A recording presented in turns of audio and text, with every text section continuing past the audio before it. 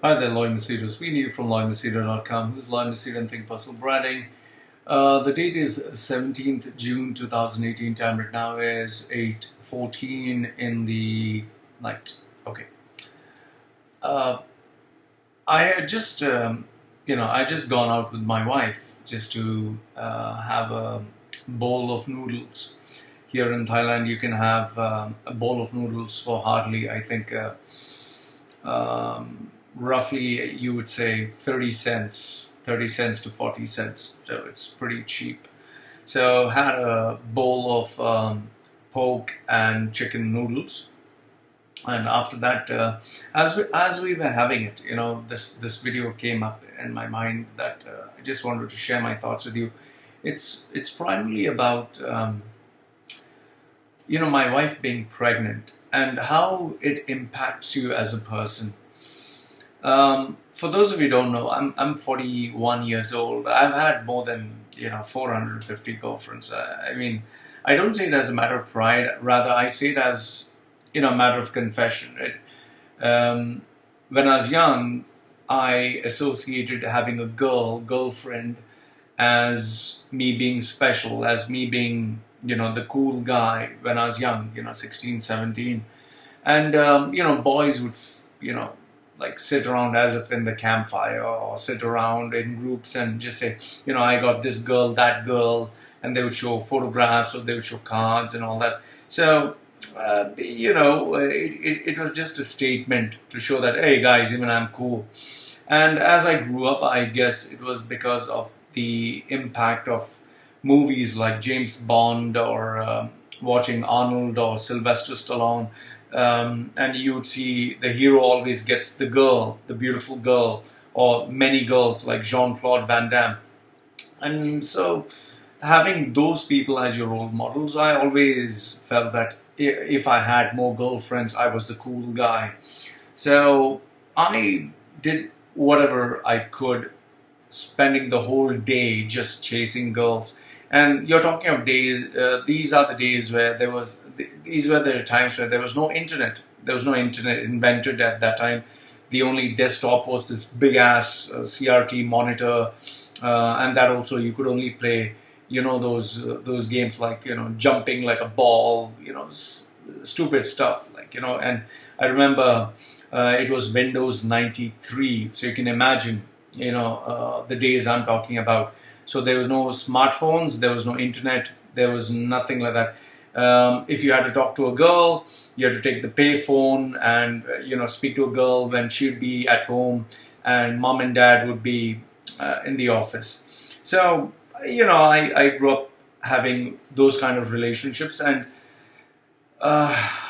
as I grew up to be a young man, I guess it was just a question of sex and pleasure. It was just sex and pleasure, sex.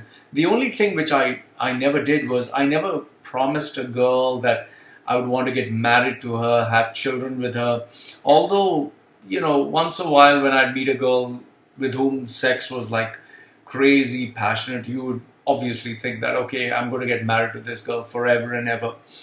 So, but because I was, growing up with high amounts of testosterone, going to the gym, and also I used to experiment and play around with steroids, so my testosterone would really go high. And given the fact that I was really, I was like 3 times the size I'm now in terms of muscles and strength. Strength, I would say 5 times. I remember even without warm-up, I would just crank up the bar to 150 kilos on the bar and do free squats, because I thought, I was invincible, I was strong. Today, if I just get up out of bed without warm-up, just suddenly get up, I think I would end up with back pain or lower back pain or knee pain. So, growing up as a young man in his 20s to his nearly 30s, it was just plainly about sex and fun.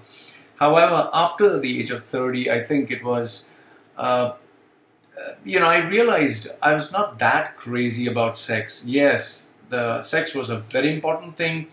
Having an attractive girl was very important. Making a statement with your friends that I got this arm candy was very important. But I realized at some point that sex was just fun when it was just in the initial few days and in the first week. But after that, it got boring. I really didn't enjoy it that much. And I started to feel the need to have someone who I could speak to talk to, and work started taking precedence. So it was more like I was very interested to be creative, to take part in public speaking competitions, in presenting my work, my signature. So that was what gave me more pride, and I was very proud about it. So yes, I was proud to show off the girls, but I felt more respected when I could present something creatively, and that is where I moved into public speaking. That is where I started, training people, getting the attention, getting the respect. So I moved from being a DJ to being a stage anchor where I just make announcements, to actually giving people, speeches that would inspire, motivate people. And I think it was that pivotal point where my psychologist and psychiatrist who I'd gone to because I wanted to discover new things about myself. So he was my student where public speaking was concerned, and I was his client or patient where understanding my psyche was concerned. And he told me these words that resonate in my head even to date, where he told me, Loy, when you start, when you speak, it's amazing to watch you on stage and speak. But the thing which you do is, or which you don't do is, when you speak, there's no content. There's absolutely no content. So a person looking at you speak will be like, amazing confidence, great delivery, but zero substance. And that really kind of like kicked me in the nuts. And I was like, fuck, that means whatever I talk, there's no substance. I want to be a speaker, a person who speaks and there is substance. And, that is where all these books came, and I started reading aggressively. And I think as that maturity set in slowly, as the importance of money set in my life, as the importance of having a relationship where I could talk to the girl, not just, fuck her brains and have various sexual positions, I think I started to, really evaluate a relationship where friendship was also, I think, one of the key ingredients. And this went on for some time until I think, I decided my time in Dubai was nearly finished, and I wanted to move. So the question was where, and that is where Thailand came into the picture. So once Thailand came in the picture, I realized if I, was going to stay in Thailand, I might as well have a woman who is Thai. So even though I had, 2-3 other relationships with, or possibilities of a girl from Vietnam or Cambodia or other places, and they were really nice women, amazing women whom I could really have that relation, but I chose to end it because I knew that if I had to stay with a woman, I needed a base, at least if I'd be traveling, at least she needed a base. And the child needed to belong to a place. Like that's the tragedy of those who are born in the Middle East, especially who are expatriates. It's like the child is Indian, has an Indian passport or Pakistani passport or British passport or some other passport, but they're born and raised there, but they cannot stay in the Middle East. And one fine day when they have to leave, they're like, fuck, I don't know anybody in UK, or I don't know anyone back in my hometown. And I've stayed my entire life in this Middle East region. Where do I go? So I didn't want that same tragedy to befall, my children, my future generation. So that is why I decided I'd get married to a Thai girl. And you know the story of how I chose a Thai wife. If you don't, just Google Loy Machedo choosing a wife or a wife in Thailand. You'll get that. So now that I've got the perfect woman that I want, someone who gives me space, someone who gives me enough and more opportunity to do what I want, who doesn't interfere in my work. See, right now it's like, I'm making this video, she doesn't disturb me. So given that I have a life that, and a partner who really gives me my space, who really supports me, really loves me, I think it kind of stresses me out because you keep, when you really love someone, you begin to think that if something would happen to me, then who'd take care of this person? Who'd be there for this person? And now that my wife is pregnant, this is the first time I'm actually experiencing this. I'll tell you this. I have never in my life experienced what I'm experiencing right now. It's like the you know, I've literally watched my wife have that baby in the womb, and the stomach, her womb, stomach keeps growing bigger and bigger and bigger. And now that creature, that baby that is there inside, it's like an alien, you know. When it moves, you can actually feel the elbow, you can feel a foot, you can feel the head. So it's like, you know, you're touching the skin of a human being, and it's like moving. It's like, you know, for a minute I want you to just hold your hand like this, and then, you know, just rub it like this, you know, just feel.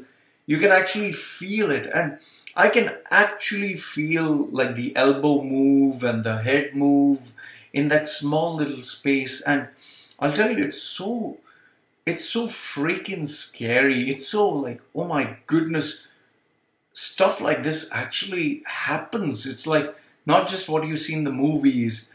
I mean, okay, for someone who has had a baby, for them this is like normal. But for me, it's the first time I'm actually experiencing this for the first time. It's like I can feel my wife's stomach. It's like the skin, and then it's like, you know, it's like you feel there are 2-3 layers of skin, and then you can feel this thing move there. It's like one of those horror movies where you can feel like a snake or an alien move, you know, and. It's crazy, man. It's like as if some snake or some creature is moving. It's like watching these alien movies, you know, the Alien series. This movie Annihilation, I think it was, where this guy cuts open that guy's stomach, and there you can see the snakes, like intestine, like snakes moving like this.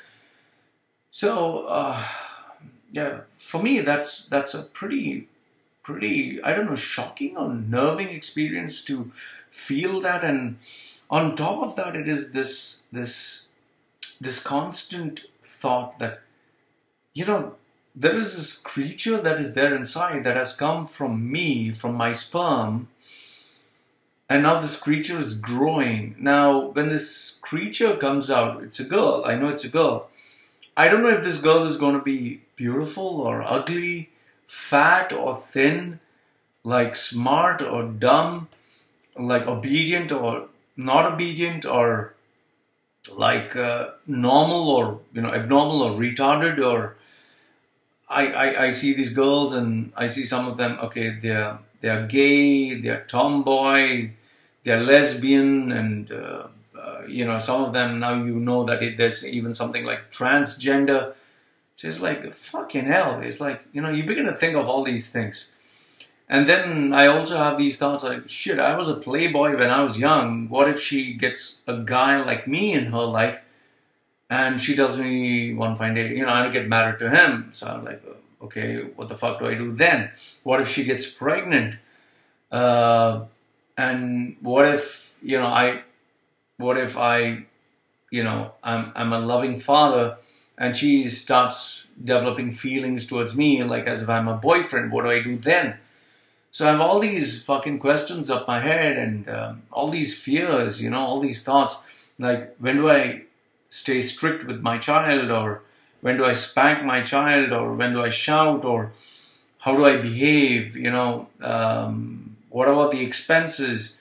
What about in Thailand? It's one of the most dangerous places, especially the roads. What if she goes in a scooter and she has an accident? And if you see these accidents which are shared on the Facebook page of all these Thai people, they put some of the most graphic accidents where you'd see the leg shatter, and it's like made mince with the bones sticking out and dangling, and the person's still alive, and you see flesh and intestine and everything popped out. And so it's like, oh fuck, you know. And then you see people driving here on the roads of Samui, Thailand, where they drive without a helmet, and some girls, you know, fooling around with the guy, and, you know, the parent is not there. So all these thoughts are coming up my head, and I'm like, oh fuck, you know, what about all this? I don't have answers to all this. And then what if I'm online, I'm doing my work, and my child sees me doing work, and, you know, wants to also come online and be on social media? What if there is someone who misbehaves with my child? Or there are so many things I'm thinking about, like every single day. That's so fucking crazy, man. And I'm also, kind of thinking predominantly about money. It's like, fuck, if I had like 10 million or 100 million US dollars in the bank, then my child or my family wouldn't have to worry. I also begin to think, what if something happens to me? What if I die? Yeah, there's so many things. And now even when I drive, even when I take the scooter and I drive, if it wobbles, my wife tells me like, oh, it's paining me, and I'm concerned, so I drive safely. And now when I drive, like before when I drive, I didn't give a damn, I just was driving. Now when I drive, I'm looking left, I'm looking right, I'm looking straight, I'm looking back, I'm conscious of the road, I'm driving on, with a very stressed out face, and it's like I'm looking with this anger, and I'll tell you, ever since I've got married and I am in love, I do love my wife, I do care about her. I'm just become this guy who's changed. I'm no longer this crazy, funky, horny, spontaneous, romantic guy who's just like, crazy, fuck, this, that, and, fuck you 100 times. And now it's more like, fuck, it's like, I keep thinking about family, I keep thinking about my wife, I keep thinking about my child and family life and future and career. And I keep thinking, what happens after I become 50? What happens after I become 60? I've even told my wife, if tomorrow I become like a vegetable, I become old, I just want you to throw me off a fucking cliff. I would prefer euthanasia rather than being like this bent over old man. Like she has a grandmother who's bent. She has to shit piss in the same spot and they have to clean her, and she's nothing but just bones. I'm telling you, she's 91. She's only bones and skin. There's nothing else. Bones and skin. And she pees and poos and everything there, and they clean her up. I told her, that's not the fucking way I want to live, man. So, it's so fucking crazy, man. It's like I never thought about all these things. And all of a sudden, it's like I keep thinking about all these things. And it's scary, It's scary. That's why, when I used to see these guys, friends of mine's, during school and college, some of the guys from college, even though I didn't attend, I had those friends. They were like these typical gangsters and playboys, and real retard. I mean, you're talking of hardcore, they would just be gangsters. Like they had to fight, they had to take a baseball and beat someone. And I know guys who used to take swords and knives and smoke and drink, and literally they had to join political parties, underworld guys, and kill people. And these very same guys that I met them after they got married and they had kids, like 2-3 children, they've grown up to become so mature, so focused, so responsible, no jokes, no nothing, just focused on work. I'm like, fucking hell, man, how the fuck did you become like that? So it's like I've become this, I'm constantly just thinking about all this, and I'm just constantly thinking how I can keep my peace of mind, how I can keep my sanity, how I can meditate. So it's like I've become really this moody guy who's constantly grumpy and grouchy, and if my dog is making noise or if my wife, I just tell, listen, I need to do my work, don't disturb me. And it's like I'm ready to snap at just about any fucking thing, It's so different now. It's so fucking different, man. I mean, I never thought life would be like this. It just baffles me like how much, having a baby can change your life. And the funny thing is I still don't even have the baby, and I'm just thinking so far ahead, like if tomorrow the baby cries, I'm doing a recording, what do? Just stop the recording, go to the baby, clean the diaper, give the baby milk. There's so many things, man. It's like fucking hell, man. And I don't even know if I would feel love and affection for the baby, or I not feel love and affection for the baby, or What if the baby's fucking ugly? You know, it's like, ew, what if she's just like, yeah, like this, like, or fat or something, and I don't feel anything for the baby? And what if the baby doesn't listen to me? Or, yeah, there's so many fucking things here. It kind of makes sense as to why so many people, after they get married, they don't separate. I think they just stick around, even though they don't love the spouse, but they love the child, because they keep thinking of the child. But for me, I'll tell you one thing. If I'm not in love with my spouse, even if I love the kid, I'll fucking divorce. I'm not one of those guys who stays with a retarded psycho partner. That's not me. That's definitely not me. And yeah, my work will always be fucking important. Money will always be fucking important.